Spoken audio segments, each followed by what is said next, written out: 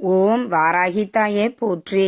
அனைவருக்கும் வணக்கம். நான் உங்கள் சாந்தி பேசுறேங்க. இன்றைய பதிவுல நாம என்ன பார்க்க போறோம் அப்படின்னு பார்த்தீங்கன்னா, நாளை புரட்டாசி மாதத்தின் முதல் நாள் வீட்டில் ரொம்ப எளிமையா பெருமாளை நாம எப்படி வழிபாடு செய்யணும் அப்படிங்கிறத பத்தி தெளிவாக இந்த பதிவுல பார்க்கலாம்.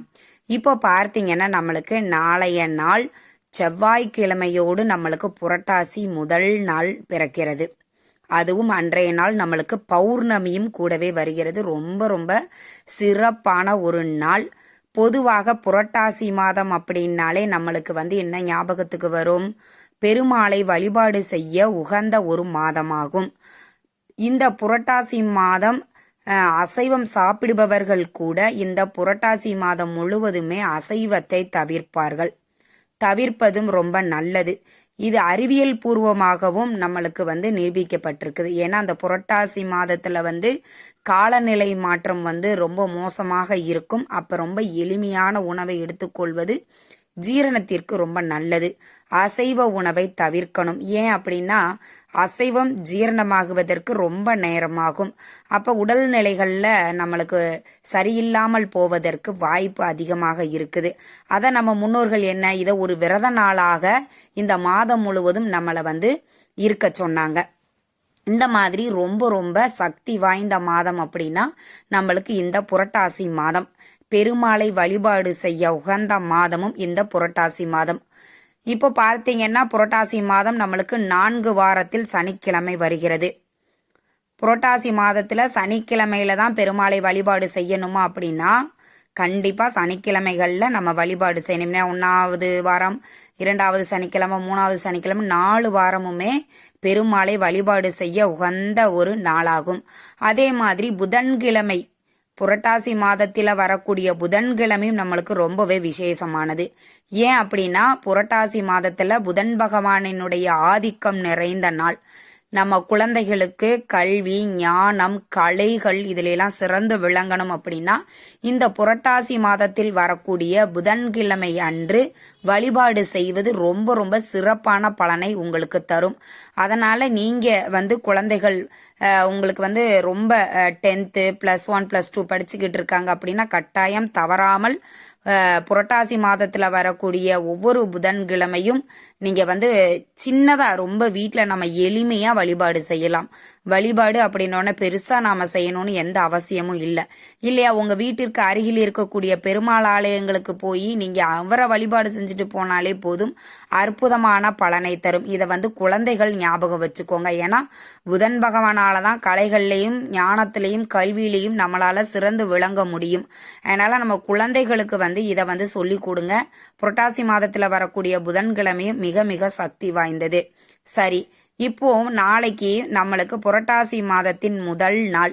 இந்த முதல் நாளை நம்ம பெருமாளை எப்படி வழிபாடு செய்யணும் முதல்ல அதை பார்த்துடலாம். உங்க வீட்டுல பெருமாள் படம் இருந்தா போதுங்க. அது விக்கிரகம் இருக்கணும்னு எந்த அவசியமும் இல்லை. இருந்தால் கண்டிப்பா அபிஷேகம் செய்யுங்கள்.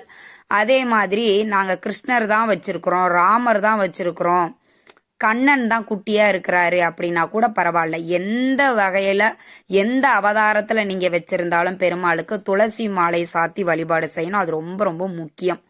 நாளைய தினத்துல ஒரு 2 இலைகளாவது அவருக்கு துளசி மாலை சாத்தி நாம வழிபாடு செய்வது மிக மிக சிறப்பு. அதற்கப்புறம் வாசனை நிறைந்த மலர்கள் எதுவானாலும் அதை கொண்டு நீங்க அலங்காரம் பண்ணிக்கலாம். கண்டிப்பா நீங்க ஏற்றக்கூடிய தீபம் நெய் தீபமாக இருக்கணும். அதுவும் தாமரை தண்டு திரி கிடைத்தால் மிக மிக விசேஷமானது. நாங்க வெளி ஊர்ல இருக்கிறோம், வெளிநாட்டுல இருக்கிறோம், எங்களுக்கு தாமரை தண்டு திரி கிடைக்கிறதுக்கெல்லாம் வாய்ப்பு இல்லைங்க அப்படிங்கிறவங்க நீங்க சாதாரண பஞ்சு திரியே போட்டு, ஆனா கண்டிப்பா நெய் தீபமாக நீங்க ஏற்றிக்கொள்ள வேண்டும். அதை ஞாபகத்துல வச்சுக்கோங்க. நெய் தீபம் ஏத்திட்டு நீங்க இந்த பிரசாதம் என்ன நம்ம நெய்வேத்தியமாக அவருக்கு வைக்கணும் அப்படின்னா கண்டிப்பா துளசி தீர்த்தம் நீங்க வைக்கணும். அது ஒரு கிளாஸ்ல இல்லைன்னா பஞ்சபாத்திரத்துல எதுல நீங்க வச்சு வழிபாடு செய்வீங்களோ துளசி தீர்த்தம் கட்டாயம் வைக்கணும். ஒரு பஞ்சபாத்திரத்துல நல்ல சுத்தமான நீரை நிரப்பிட்டு அதுல 1-2 துளசி இலைகள், கொஞ்சம் பச்சை கருப்புரம், ஒரு ஏலக்காய் போட்டு துளசி தீர்த்தம் ரெடி பண்ணி வச்சிருங்க. வச்சுட்டு கண்டிப்பா பானகம் ரெடி பண்ணி வைப்பது ரொம்ப ஈஸி. நம்மளுக்கு பானகம் ரெடி பண்றதுக்குள்ள இப்போ நீங்கள் சக்கரை பொங்கல் செய்யக்கூடிய நேரத்தில் பானகம் ரொம்ப எளிமையாக நம்ம செஞ்சிடலாம் இல்லைங்களா? அப்போ பானகம் வச்சுக்கோங்க. கற்கண்டு, இந்த குட்டி குட்டியாக இருக்கக்கூடிய டைமண்ட் கற்கண்டை வாங்கி நீங்கள் அதையும் நெய்வேத்தியமாக வச்சுக்கலாம். நீங்கள் இப்போ நான் ரொம்ப எளிமையான முறையில் வழிபாடு செய்ய சொல்லியிருக்கிறேன். இப்போ நாங்கள் வீட்டில் தான் இருக்கிறோம், இன்னும் கொஞ்சம் சிறப்பாக நாங்கள் வழிபாடு செய்ய ஆசைப்படுறோமா, அப்போ இன்னும் என்னென்ன நெய்வேத்தியங்கள் செய்யலாம் அப்படின்னு கேட்குறவங்களுக்காக நான் சொல்கிறேன். இதில் நீங்கள் என்ன பண்ணலாம்னா, வடை பண்ணலாம், சக்கரை பொங்கல் பண்ணலாம், பாயாசம் பண்ணலாம். உங்களுக்கு எது நல்லா செய்ய வருமோ அதை கூட நீங்கள் செஞ்சு நீங்கள் நெய்வேத்தியமாக பெருமாளுக்கு படைக்கலாம். படைச்சிட்டு பெருமாளினுடைய நாமங்கள் தெரிந்தால் ஏதாவது ஒன்றையாவது பாராயணம் பண்ணுங்கள். அதே மாதிரி பார்த்தீங்க, எதுவுமே எனக்கு தெரியல அப்படின்னா ஓம் நமோ நாராயணாய நமக, ஓம் நமோ நாராயணாய நமக அப்படிங்கிற மந்திரத்தை 108 முறை பாராயணம் பண்ணுங்கள். பண்ணிட்டு நல்ல தீபதூப ஆராதனை எல்லாம் காட்டிட்டு உங்களுடைய பூஜையை நிறைவு செய்து கொள்ளலாம். இந்த பூஜையை எத்தனை மணிக்கு நாம செய்யணும் அப்படின்னா, மாலை நேரங்கள்ல 6 மணிக்கு மேல தாராளமாக செய்யலாம். நாங்கள் காலையிலேயே செய்யலாமா, மாலை நேரத்தில் நாங்கள் வேலைக்கு போயிட்டு ரொம்ப லேட்டாக வருவோம், எங்களுக்கு டைம் இருக்காது, நாங்கள் வரும்போதே ரொம்ப டயர்டாக வருவோமா அப்படின்னா காலையிலேயே நீங்கள் இந்த வழிபாட்டை தாராளமாக செய்யலாம். நான் சொன்ன அந்த எளிமையான நெய்வேத்தியங்களை வச்சு கூட நீங்கள் பெருமாளை வழிபாடு செய்யலாம்.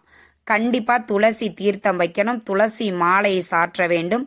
கற்கண்டு பானகம் கூட உங்களால் ரெடி பண்ண முடியலன்னா கற்கண்டையாவது வைத்து நீங்கள் காலை நேரத்தில் ரொம்ப எளிமையாக வழிபாடு செய்யுங்கள். மாலை நேரத்தில் வழிபாடு செய்வர்களுக்கு இன்னும் கூடுதல் சிறப்பு. ஏன்னா அன்றைய தினம் நம்மளுக்கு பௌர்ணமி. ஆக மாலை நேரத்தில் நம்ம வழிபாடு செய்யும் பொழுது நம்ம வீடே அப்படியே ஒரு தெய்வீக சக்தியோட நிறைந்து இருக்கும். அதனால மாலை நேரங்களில் வாய்ப்பு இருக்கு அப்படிங்கிறவங்க அதை சரியாக பயன்படுத்தி கொள்ளுங்கள். அதே மாதிரி நம்மளுக்கு பௌர்ணமி, அதுவும் புரட்டாசி மாதத்துல வரக்கூடிய பௌர்ணமியில நிறைய பேர் பார்த்தீங்கன்னா சத்தியநாராயணர் பூஜை பண்ணுவாங்க. உங்களுக்கும் வாய்ப்பு இருக்கு அப்படின்னா நீங்களும் இந்த சத்தியநாராயணர் பூஜையை மாலை நேரங்களில் வீடுகளில் செய்வது அப்படிங்கிறது ரொம்ப ரொம்ப சிறப்பான பலனை தரும், பல கோடி புண்ணியங்களை நம்மளுக்கு தரும். அதனால அதையும் உங்களுக்கு செய்ய முடியும். நாங்கள் வருடம் நாங்கள் செஞ்சுட்டு தாமா இருக்கிறோம் அப்படிங்கிறவங்க தாராளமாக செய்யலாம். புதிதாக நான் செய்யலாமா சத்தியநாராயணர் பூஜை அப்படின்னா தாராளமாக செய்யலாம், எந்த ஒரு தவறுமே கிடையாது.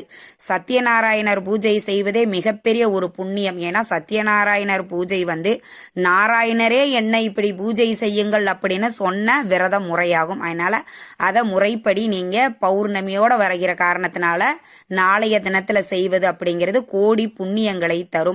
அதே மாதிரி இந்த புரட்டாசி மாதத்துல உங்களுக்கு என்னைக்கெல்லாம் வாய்ப்பு இருக்குதோ யாராவது ஒரு 2 பேருக்கு அன்னதானம் செய்வது அப்படிங்கிறது மிக மிக புண்ணியத்தை உங்களுக்கு ஏற்படுத்தி கொடுக்கும். அதனால புரட்டாசி மாதத்துல நீங்க உங்களுக்கு வாய்ப்பு இருக்கிற நாள் எல்லாமே நீங்க யாராவது ஒருவருக்காவது ஒருவேளை உணவாவது நீங்க வாங்கி கொடுப்பது அப்படிங்கிறது உங்களுக்கு சிறப்பான பலனை தரும். புரட்டாசி முதல் நாள் வீட்டில் ரொம்ப எளிமையா பெருமாளை இப்படி வழிபாடு செய்து பெருமாளினுடைய அருளை பரிபூரணமாக பெறுங்கள். இந்த தகவல் உங்களுக்கு ரொம்பவுமே பயனுள்ளதாக இருந்திருக்கும்னு நினைக்கிறேங்க. வீடியோ பிடிச்சிருந்தா லைக் பண்ணுங்க, ஷேர் பண்ணுங்க, கமெண்ட் பண்ணுங்க. இந்த பதிவை உங்களுடைய உற்றார் உறவினர்கள் நண்பர்களுக்கும் ஷேர் பண்ணுங்க, அவங்களும் பார்த்து பயன்பெறட்டும். நன்றி, வணக்கம்.